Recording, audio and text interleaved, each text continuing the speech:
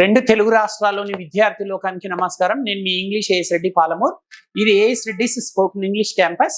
2 branches ఉన్నాయి. ఒకటి పాలమూరు అంటే మహబూబ్ నగర్ డిస్ట్రిక్ట్, ఇంకొకటి అమీర్పేట్ క్యాంపస్ హైదరాబాద్. ఇక్కడ కలం కాగితం లేకుండా కేవలం 20 రోజులలో ఇంగ్లీష్ నేర్చుకునే గొప్ప సంకల్పంతో రెండు తెలుగు రాష్ట్రాల నుంచి విద్యార్థులు వచ్చి ఉన్నారు. ఇప్పుడు ఈ ఎపిసోడ్ మొత్తం 40 స్ట్రక్చర్స్ ఉంటాయి, 40 గోల్డెన్ స్ట్రక్చర్స్ ఉంటాయి. సో ఇప్పటి వరకు మీరు 8 స్ట్రక్చర్స్ విన్నారు. ఒక్కొక్క వీడియోలో 2 గోల్డెన్ స్ట్రక్చర్స్ టీచ్ చేస్తున్నాను. సో ఈ క్లాస్ లో హ్యాడ్ టు బి అనే స్ట్రక్చర్స్ టీచ్ చేస్తున్నాను. పిల్లలు ఏం టాపిక్స్ టీచ్ చేస్తున్నా? Had to B. ఈ వీడియో మినిమం 10 మినిట్స్ ఉంటుంది. చాలా పవర్ఫుల్ గా ఉంటుంది. మీరు చివరి వరకు వీడియో చూస్తే మీరు ఎంజాయ్ చేస్తారు. మీరు చివరి వరకు ఈ వీడియో చూడాలని మేమందరం మీకు చప్పట్లతో స్వాగతం తెలియజేస్తున్నాం.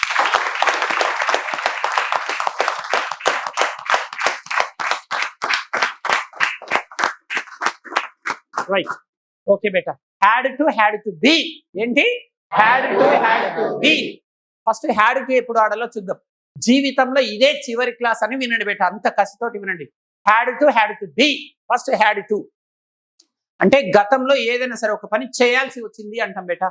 ఏదైనా సరే ఒక పని చేయాల్సి వచ్చింది. Did you understand? మీరు నిన్న మీ ఫ్రెండ్కు బైక్ ఇచ్చారు. బాయ్స్ ఏమో బైక్ ఇచ్చారు, మీరేమో స్కూటీ ఇచ్చారు. సో మీ ఫ్రెండ్ బైక్ తీసుకొని పోయి బాయిలేసిండు. పొరపాటున బాయిలేసిండు బైక్. మొన్ననే ఉన్నారు మీరు 2 లక్షలు పెట్టి. ఇప్పుడు ఈరోజు బాధపడుతున్నారనమాట మీ బైక్ పోయి బాయిలో పడినందుకు. రైట్? మీ స్కూటీ ఏమో పోయి ఊటీలో పడింది, మీ బైక్ ఏమో బాయిలో పోయి పడింది. రైట్? చాలా బాధపడతారు కదా. లాస్ట్ వీకే ఉన్నారు, అది 2 లక్షలు పెట్టి ఉన్నారు. సో ఇప్పుడు బాధపడుతున్నారు మీ స్కూటీ లేదా మీ బైక్ పోయినందుకు. మరి మీ ఫ్రెండ్కి ఎందుకు ఇచ్చారు అని అంటున్నాను నేను. సార్ నా క్లోజ్ ఫ్రెండ్ సార్, నా క్లోజ్ ఫ్రెండ్ చాలా ఇంపార్టెంట్ వర్క్ ఉంటే నేను అతడు అడిగాడు కాబట్టి, ఆమె అడిగింది కాబట్టి నేను ఇవ్వాల్సి వచ్చింది అంటారు. క్లోజ్ ఫ్రెండ్ కాబట్టి ఇవ్వాల్సి వచ్చింది. కొత్త బైక్ ఎవరికి ఇయ్యరు. మరి ఎందుకు ఇచ్చారు కొత్త స్కూటీని, కొత్త బైక్ అంటే? నా క్లోజ్ ఫ్రెండ్ సార్, అందుకే నేను ఇవ్వాల్సి వచ్చింది అంటున్నారు కదా. ఇలా ఏదైనా సరే ఒక పని చేయాల్సి వచ్చింది. మీరందరూ 2 తెలుగు రాష్ట్రాల నుంచి వచ్చారు. మీ జిల్లా కేంద్రాలలో ఆల్రెడీ అక్కడ స్పోకెన్ ఇంగ్లీష్ శిక్షణ సంస్థలు ఉన్నాయి, కానీ అక్కడ 1 అవర్ 2 అవర్సే టీచ్ చేస్తారు కాబట్టి మీరు హైదరాబాద్కు వచ్చారు లగేజీలు తీసుకొని. మేము హైదరాబాద్కు ఇంగ్లీష్ నేర్చుకోవడానికి హైదరాబాద్కు రావాల్సి వచ్చింది. మిమ్మల్ని ఎవరైనా అడుగుతారు హైదరాబాద్లో ఇక్కడికి ఎందుకు వచ్చారంటే అక్కడ ఫుల్ డే క్యాంపస్ లేదు కాబట్టి మేము హైదరాబాద్కు వచ్చి ఆంగ్ల యజ్ఞంలో అడ్మిషన్ తీసుకోవాల్సి వచ్చింది అంటాం. ఇలా పలానా పని చేయాల్సి వచ్చింది అంటే హ్యాడ్ టు. చెప్పండి బేట, ఒక పని చేయాల్సి వచ్చింది అంటే ఏ టాపిక్? Had to. రైట్. మీరు ఎవరైతే యూట్యూబ్ లో చూస్తున్నారో మీరు స్క్రీన్ పైన చూడండి, 2 స్ట్రక్చర్స్ హ్యాడ్ టు బి అని ఉంది. Had to B. Had to structure వచ్చేసి సూత్రం, దీని సూత్రం వచ్చేసి సబ్జెక్ట్ తర్వాత హ్యాడ్ టు, తర్వాత V1, తర్వాత ఆబ్జెక్ట్. ఫస్ట్ సబ్జెక్ట్ బేట. హ్యాడ్ టు పైన వాక్యాలు రాయాలంటే సబ్జెక్ట్ తీసుకున్న తర్వాత హ్యాడ్ టు, తర్వాత V1, తర్వాత ఆబ్జెక్ట్. ఆ సూత్రం చెప్పండి. Had to the subject plus had to plus V1 plus object. ఇంకా రైట్ సైడ్ స్ట్రక్చర్ ఉంది కదా, హ్యాడ్ టు బి అంటే ఉండాల్సి వచ్చింది. ఉండాల్సి వచ్చింది. మీరు హైదరాబాద్కి వచ్చి హాస్టల్లో 20 రోజులు ఉండాల్సి వచ్చింది. ఫుడ్ బాగాలేదు, ఫుడ్ బాగాలేకపోయినా 20 రోజులు ఉన్నారు. ఊరు వెళ్ళిన వెంబడే మీకు కొంచెం హెల్త్ ఇష్యూస్ స్టార్ట్ అయినాయి. మీ ఊరు వాళ్ళు అడుగుతున్నారు, మరి హాస్టల్లో ఎందుకున్నారు? కొన్ని హాస్టళ్లలో ఫుడ్ బాగుండదు కదా, ఎందుకున్నారంటే అక్కడ మాకు రిలేటివ్స్ లేరు, ఓన్ హౌస్ లేదు కాబట్టి నేను హాస్టల్లో ఉండాల్సి వచ్చింది. ఇలా పలానా విధంగా కానీ, పలానా స్థలంలో కానీ, పలానా వ్యక్తులతో ఉండాల్సి వచ్చింది అంటాం చూడండి. అప్పుడు హ్యాడ్ టు బి వాడాలి. దీనికి సూత్రం చూడండి. సబ్జెక్ట్ తర్వాత హ్యాడ్ టు బి రావాలి, తర్వాత యాప్ రావాలి. యాప్ అంటే A for adjective, P for place, ఇంకో P for person. Subject plus had to be plus APP. సూత్రం చెప్పండి. Subject plus S. ఇప్పుడు మనం హ్యాడ్ టు పైన ఎగ్జాంపుల్స్ చూద్దాం, అన్ని సబ్జెక్ట్స్ పైన. మీరు ఇంగ్లీష్ కోసం హైదరాబాద్ రావాల్సి వచ్చింది కదా, నేను హైదరాబాద్కి రావాల్సి వచ్చింది అంటే I had to come to Hyderabad అన్నారు. ఏ సబ్జెక్ట్ వచ్చినా హ్యాడ్ టు రావాలి బేటా. హ్యాడ్ టు వచ్చినప్పుడు V1, కోటి వాక్యాలు రాసినా సరే ఓన్లీ V1 రావాలి. నేను హైదరాబాద్కు రావాల్సి వచ్చింది, చెప్పండి బేటా. I had to come to Hyderabad. I had to come to Hyderabad. హైదరాబాద్కు రావాల్సి వచ్చింది. నెక్స్ట్, మేము హైదరాబాద్కు రావాల్సి వచ్చింది. మీరు హైదరాబాద్కు రావాల్సి వచ్చింది. వారు హైదరాబాద్కు రావాల్సి వచ్చింది. అతడు హైదరాబాద్కు రావాల్సి వచ్చింది. ఆమె హైదరాబాద్కు రావాల్సి వచ్చింది. ఇవి హ్యాడ్ టు కి సంబంధించిన ఎగ్జాంపుల్స్. ఇప్పుడు హ్యాడ్ టు బి చూద్దాం. ఇక్కడ 20 రోజులు ఉంటారు కాబట్టి హైదరాబాద్ లో 20 రోజులు ఉండాల్సి వచ్చింది. మీరు ఊరు వెళ్ళారు, హైదరాబాద్ లో మరి పొల్యూషన్ ఎక్కువ కదా, హైదరాబాద్ లో అన్ని రోజులు ఎందుకున్నారు అని ఎవరన్నా అడిగింది అనుకోండి, ఇంగ్లీష్ నేర్చుకోవడానికి నేను హైదరాబాద్ లో 20 రోజులు ఉండాల్సి వచ్చింది అని అంటారు. ఉండాల్సి వచ్చింది, వర్బ్ అక్కర్లేదు. I had to be in Hyderabad అంటే సరిపోతుంది. రెడీ? నేను హైదరాబాద్ లో ఉండాల్సి వచ్చింది. I had to be in Hyderabad. I had to be in Hyderabad. మేము హైదరాబాద్ లో ఉండాల్సి వచ్చింది. We had to be in Hyderabad. We had to be in Hyderabad. మీరు హైదరాబాద్ లో ఉండాల్సి వచ్చింది. You had to be in Hyderabad. వారు హైదరాబాద్ లో ఉండాల్సి వచ్చింది. They had to be in Hyderabad. అతడు హైదరాబాద్ లో ఉండాల్సి వచ్చింది. She had to be in Hyderabad. ఆమె హైదరాబాద్ లో ఉండాల్సి వచ్చింది. She had to be in Hyderabad. Right. So had to ఎప్పుడు వాడాలి, హ్యాడ్ టు బి ఎప్పుడు వాడాలో నేర్చుకున్నారు. ఇప్పుడు మనం ఏం చేద్దాం ఫ్రెండ్స్, పిల్లలు అంటే ఈ టాపిక్ లో ఓన్లీ పాజిటివ్ వాక్యాలు, ఈ టాపిక్ కాదు, ఇంగ్లీష్ లో అతి ప్రధానమైన టాపిక్స్లలో ఓన్లీ పాజిటివ్ వాక్యాలు నేర్చుకుంటే ప్రయోజనం ఉండదు. కనీసం 4 రకాల వాక్యాలు నేర్చుకోవాలి. అంటే బాగా గుర్తుపెట్టుకోండి బేట, ప్రతి టాపిక్ లో 2 టైప్స్ ఆఫ్ ఆన్సర్స్ నేర్చుకోవాలి, 2 టైప్స్ ఆఫ్ క్వశ్చన్స్ నేర్చుకోవాలి. ఇప్పుడు ఏ రూమ్ అయినా 4 గోడలు ఎట్లా ఉంటాయో, ఇంగ్లీష్ లో కూడా ప్రధానమైన టాపిక్స్ ఒక 20 నుంచి 50 ఉన్నాయి బేట. 20 నుంచి 60 అనుకోండి, మినిమం 20, మాక్సిమం 60. మీరు ఏ ఇంగ్లీష్ పండితుడినైనా అడగండి,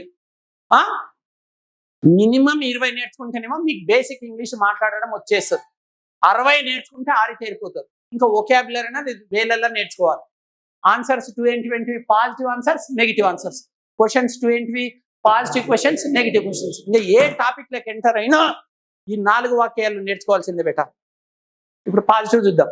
నాకు కుడివైపు ఉండే వాళ్ళేమో హ్యాడ్ టు స్ట్రక్చర్ చెప్తారు, నాకు ఎడమ వైపు ఉండే వాళ్ళేమో హ్యాడ్ టు బి స్ట్రక్చర్ చెప్పేస్తారు. సబ్జెక్ట్ యూ తీసుకుందాం బేట. మీరేం చెప్పండి అంటే, నేను తెలుగులో చెప్తాను, మీరు ఇంగ్లీష్లో. ఫస్ట్ మీరు అందరు కలిపి చెప్పండి, తర్వాత ఆమె చెప్పినప్పుడు మీరు చెక్ చేసుకోండి. హ్యాడ్ టు స్ట్రక్చర్ ఇక్కడ, రైట్? ఇక్కడనేమో had to be. Subject you చూడండి. మీరు హైదరాబాద్ కు రావాల్సి వచ్చింది చెప్పండి. చెక్ చేసుకోండి. తీసుకోబెట్ట, మైక్ తీసుకోండి. మీరు హైదరాబాద్ కు రావాల్సి వచ్చింది. You had to come to Hyderabad. Correct అనే మీరు చెప్పింది, రైట్. ఇప్పుడు హ్యాడ్ టు బి స్ట్రక్చర్ అందరు కలిపి చెప్పండి. మీరు హైదరాబాద్ లో ఉండాల్సి వచ్చింది. చెప్పు బేట. You had to be in Hyderabad. Me answer కరెక్టేనా? అంటే పాజిటివ్ సెంటెన్సెస్ అయిపోయినాయి. ఇప్పుడు మీరు తీసుకోండి బేట, నెగటివ్ సెంటెన్సెస్ మీరు చెప్పండి. మీరు విని మీరు హైదరాబాద్ కి రావాల్సి రాలేదు. హైదరాబాద్ కి రావాల్సి రాలేదు. నువ్వు చెప్పేట. You did not have to come to Hyderabad. Wonderful బేట, క్లాప్స్ ఫర్ హర్. చూడండి, రావాల్సి వచ్చిందంటేనేమో యూ హ్యాడ్ టు కమ్, ఇది పాజిటివ్ సెంటెన్స్. రావాల్సి రాలేదంటే యూ డిడ్ నాట్ హ్యావ్ అన్ ఆల్. పాజిటివ్ లోనేమో హ్యాడ్ టు వచ్చింది, నెగిటివ్ లో హ్యావ్ టు వచ్చింది. ఎందుకంటే డిడ్ అనే పాస్ట్ హెల్పింగ్ వర్బ్ ఉంది కాబట్టి. You did not have to come to Hyderabad, right. మీరు హైదరాబాద్ లో ఉండాల్సి రాలేదు. చెప్పండి. మీరు హైదరాబాద్ నువ్వు చెప్పు. You did not have to be in Hyderabad. You did not have to be in Hyderabad. Clap for that boy. So positive sentences, negative sentences అయిపోయినాయి. మీరు హైదరాబాద్ కు రావాల్సి వచ్చిందంటే you had to come to Hyderabad. రావాల్సి రాలేదంటే you did not have to come to Hyderabad. నువ్వు హైదరాబాద్ లో ఉండాల్సి వచ్చిందంటే you had to be in Hyderabad. ఉండాల్సి రాలేదంటే you did not have to be in Hyderabad. ఇప్పుడు పాజిటివ్ క్వశ్చన్స్. మీరు హైదరాబాద్ కు రావాల్సి వచ్చిందా చెప్పండి. చెక్ చేసుకోండి. Did you have to come to Hyderabad? Topic had to అయినప్పటికీ ప్రశ్నలో హ్యావ్ టు రావాలి. ఎందుకంటే డిడ్ అనే పాస్ట్ హెల్పింగ్ వర్బ్ తోటి ప్రశ్న స్టార్ట్ చేస్తున్నాం. Did you have to come to Hyderabad అనాలి. Claps for that girl. Next, నీవు హైదరాబాద్ లో ఉండాల్సి వచ్చిందా చెక్ చేసుకోండి. Did you have to be in Hyderabad అనాలి. హైదరాబాద్ లో ఉండాల్సి వచ్చిందా ఇచ్చేసేయండి. ఇప్పుడు నెగిటివ్ క్వశ్చన్స్. మీరు హైదరాబాద్ కు రావాల్సి రాలేదా. Didn't you have to come to Hyderabad?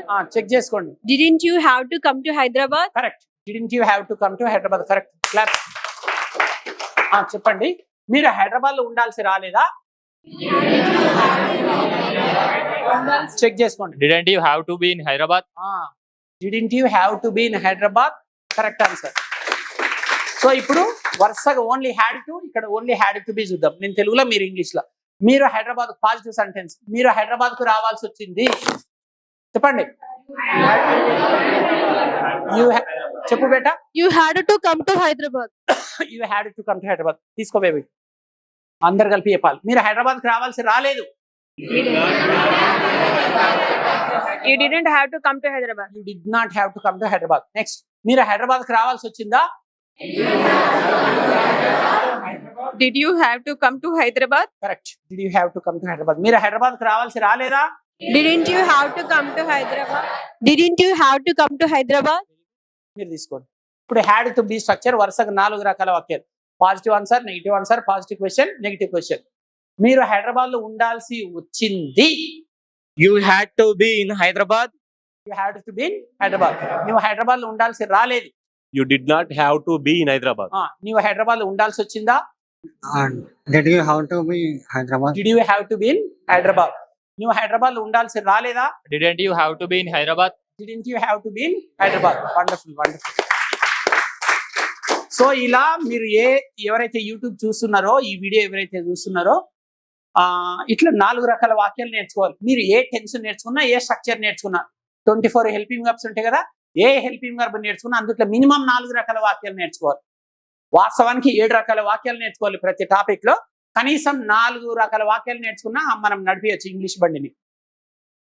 ప్రతి టాపిక్ అంటేనే 4 రకాల వాక్యాలు. 2 ఆన్సర్స్ 2 క్వశ్చన్స్. చెప్పండి బేటా. 2 answers 2 questions. 2 answers 2 questions. Answers ఏవేవి? Positive answers, negative answers. Questions ఏవేవి? Positive questions, negative. ఇట్లా ఫిక్స్ అయిపోండి బేటా. ఏ టాపిక్ లోకి ఎంటర్ అయినా ఈ 4 రకాల వాక్యాలు మీకు వచ్చి ఉండాల్సిందే. రైట్. సో ఎవరైతే యూట్యూబ్ చూస్తున్నారో, ఇంగ్లీషు వింటే రాదు అంటేనే వస్తుంది.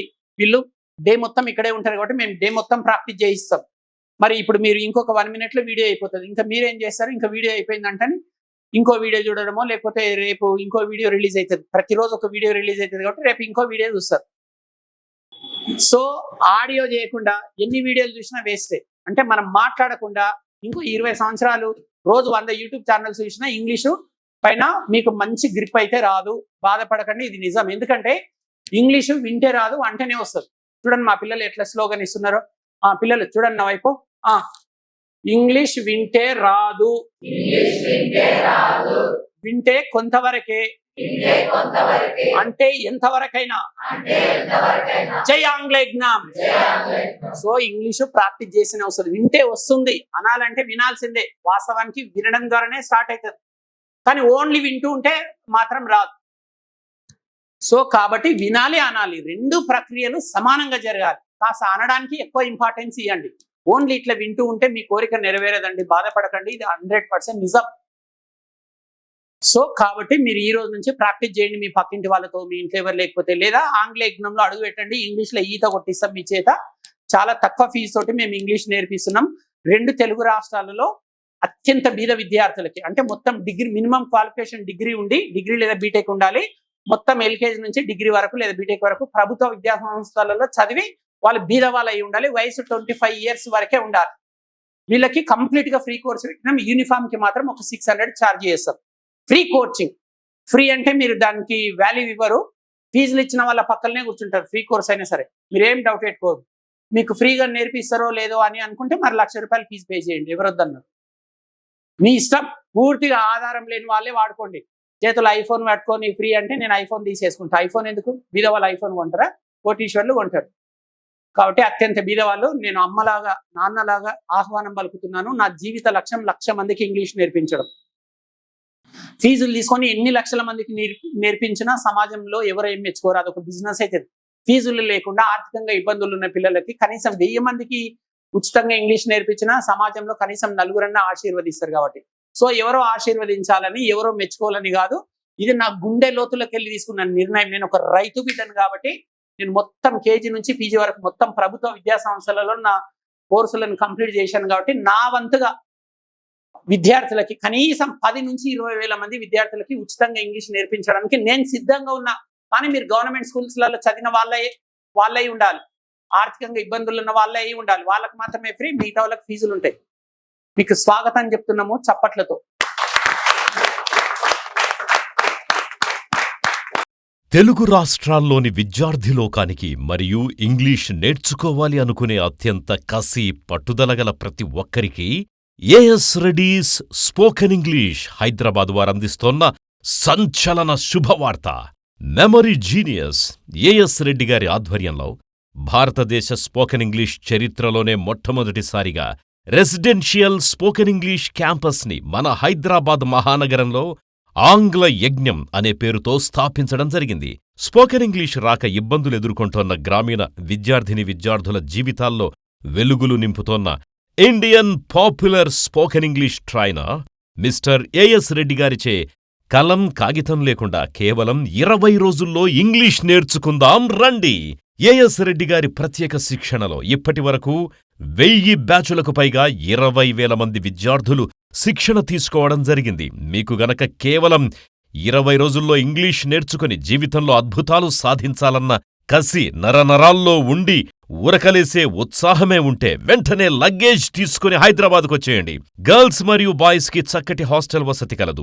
తెలుగు రాష్ట్రాల్లో స్పోకెన్ ఇంగ్లీష్ నేర్చుకోవాలనుకునే వారికి AS Reddy's spoken English Hyderabad వారందిస్తోన్న సంచలన శుభవార్త.